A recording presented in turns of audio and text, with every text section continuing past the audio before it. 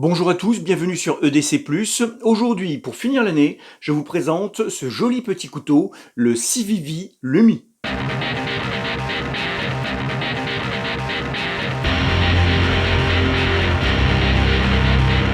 Allez, on commence tout de suite avec les caractéristiques de ce couteau. Donc comme vous le voyez, c'est un petit couteau. Par rapport à la taille de ma main, voilà, il tiendrait dans la main même ouvert. Il fait 15,4 cm de long, le manche fait 9,1 cm et la lame 6,4.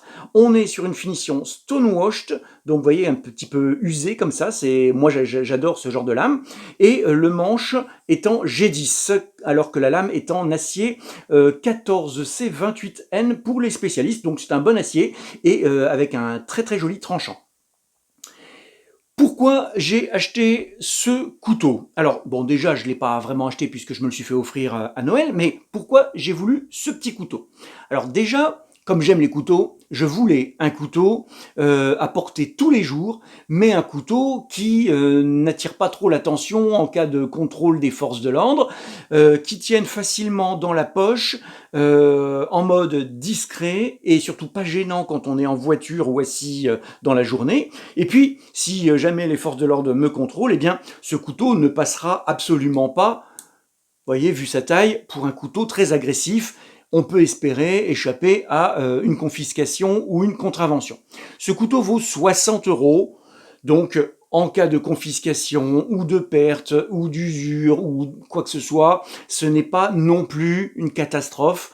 C'est ça aussi, il faut tenir compte de ce souci-là.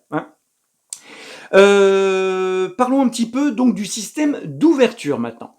Ça, c'est quelque chose qui va poser problème. Vous allez voir que c'est intéressant. Il est vendu officiellement pour avoir une ouverture front flipper. Front flipper. Mais ce n'est pas un front flipper. Je vais expliquer pourquoi. Donc, voici un flipper. Un flipper. Vous voyez, vous avez ici une espèce de petit ergot qui permet, donc avec l'index, là, de pousser la lame, et cet ergot vient ici servir maintenant de garde. Je vous ai déjà présenté ce couteau dans une autre vidéo, le Bastinelli Trigger. Voilà. Eh bien, donc, ça, c'est vraiment un flipper. Un front flipper, c'est quand on a ici, là, sur le côté de la lame, un système qui permet de pousser avec le pouce. Bon. À ne pas confondre avec un thumb stud, par exemple, qui est une espèce de grosse boule sur la lame et qu'on va pousser comme ça, ou avec un spider hole, donc un trou dans la lame dans lequel on va mettre son pouce pour pousser. Donc le front flipper, théoriquement, il a ici une espèce de petit ergot ou de truc qui agrippe le pouce pour pouvoir l'ouvrir dans ce sens-là.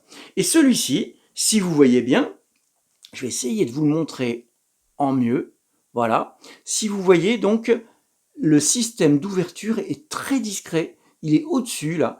Et donc ce n'est pas un front flipper, parce qu'un front flipper, forcément, il aurait un système d'ouverture ici. C'est plutôt un top flipper, comme je l'ai vu dans certaines vidéos, ou un end flipper, donc une espèce de flipper d'extrémité. C'est important de le savoir parce que déjà, il est fait pour les droitiers. Voilà, de la main gauche, c'est vraiment très compliqué à ouvrir, à moins de retourner le clip déjà, mais je trouve que bon, ça va pas être forcément évident. De la main droite, donc, il faut trouver vraiment la technique en tenant le clip et en appuyant sur le système d'ouverture, un peu comme on ferait avec un briquet. Voilà, ce n'est pas évident, je ne réussis pas toujours, là vous voyez je viens de réussir 2 fois de suite, mais je ne réussis pas toujours, donc ça c'est un élément à prendre en compte si vraiment ça vous dérange d'avoir ce système. Le design, c'est Justin Lundquist, qui est un coutelier très connu, enfin un designer dans le domaine de la coutellerie qui est très connu, je crois que c'est un Américain, et il aime les designs très épurés. Ce qui explique d'ailleurs certainement ce système d'ouverture, puisque avec un flipper, un front flipper, un spider hole, un thumb stud, on aurait forcément quelque chose qui nuirait un petit peu au design minimaliste de ce couteau. La marque maintenant, Civivi.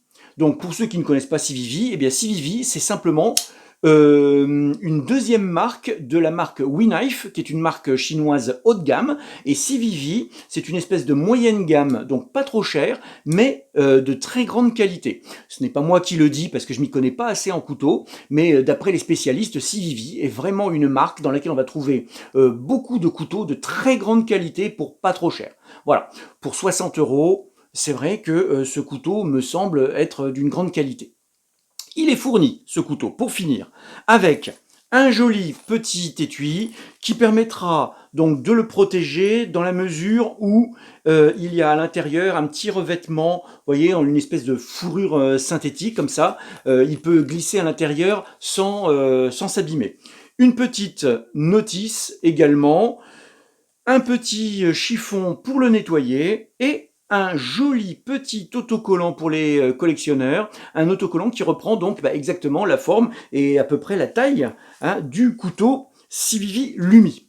Voilà, c'est tout pour aujourd'hui. Si vous avez trouvé que cette présentation était sympa ou que le couteau était sympa et puis que vous aimeriez d'autres présentations du genre, eh bien, mettez-moi un petit pouce pour m'encourager, pour me filer du peps pour 2023. Abonnez-vous si vous voulez connaître bien sûr les sorties de mes prochaines vidéos. J'ai encore pas mal de choses à vous proposer en 2023. Et puis on se retrouve bientôt pour de nouvelles vidéos. Salut!